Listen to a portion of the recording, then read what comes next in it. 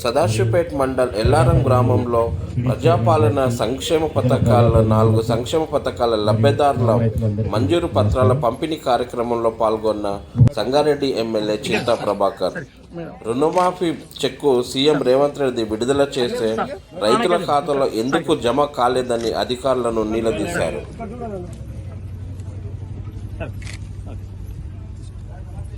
రైతు భరోసాకి సంబంధించి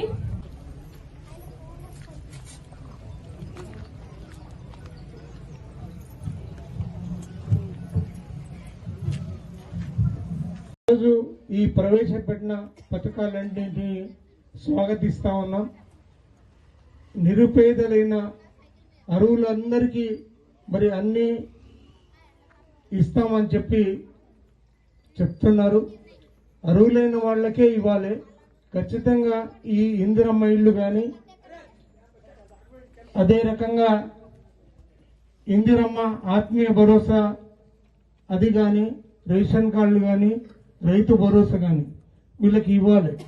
కానీ ఆంక్షలు లేకుండా ఇస్తే బాగుంటుంది అనేది మా ఉద్దేశం. ఇప్పుడు రైతు కూలీలందరూ కూడా ఇందాక సిద్ధనే చెప్పిండు, ఎన్ఆర్ఈజీఎస్ లో ఈజీఎస్ కార్డులు ఉన్న వాళ్ళందరూ కూడా పేదవాళ్లే.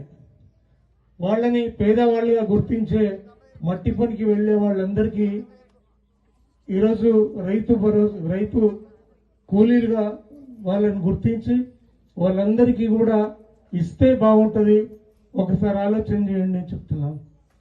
అదే రకంగా ఏంటంటే 1 గుంట ఉన్నా 5 గుంటలున్నా వాళ్ళకు వర్తించదని ఏదో చెప్తా ఉన్నారు.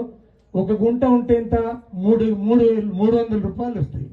5 గుంటలు ఉంటే ఈరోజు 1500 రూపాయలు వస్తాయి.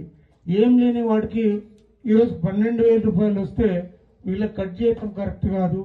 వాళ్ళందరికీ కూడా వర్తించాలని చెప్పి నేను కోరుతా ఉన్నాను. రైతు భరోసా కూడా ఇందాక చెప్పినట్టుగా ఆ పెద్దవాళ్ళలో తీసేసి మిగతా వాళ్ళందరికీ రైతు భరోసా ఇస్తూ, మరి వానాకాలం పంటకు సంబంధించి ఎక్కడ ప్రస్తావన లేదు. యాసంగి పంటకు మాత్రమే ఈరోజు మాట్లాడుతూ ఉన్నారు. మరి వర్షాకాలం పంటకు కూడా అందరికీ ఇవ్వాలని మేము కోరుతా ఉన్నాం. ఈరోజు ఏ పథకాలు అయితే ఇస్తా ఉన్నారో ఇండ్లకు కానీ, అదే రకంగా రేషన్ కార్డులకు కానీ అర్హులందరికీ ఇవ్వాలి. అర్హులైన నిరుపేదలందరికీ వచ్చేటట్టుగా చూడాలి.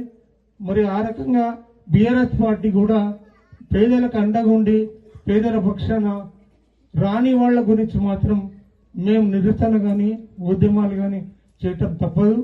మరి ఆ రకంగా అందరికీ ఇస్తే బాగుంటుంది. విడతల వారీగా అయినా సరే అందరికీ ఇస్తామనే హామీని వాళ్ళకి ఇవ్వాలి.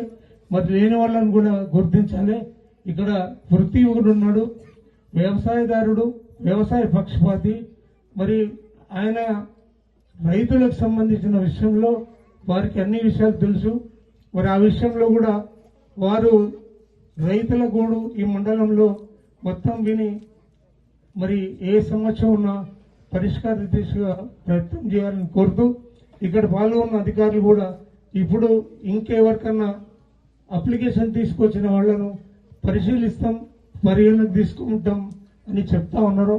అది తొందరగా చేయాలని చెప్పి మనందరినీ కోరుకుంటూ, ఈరోజు లబ్ధి పొందుతున్న వాళ్ళకి హృదయపూర్వకంగా శుభాకాంక్షలు తెలియజేస్తూ సెలవు.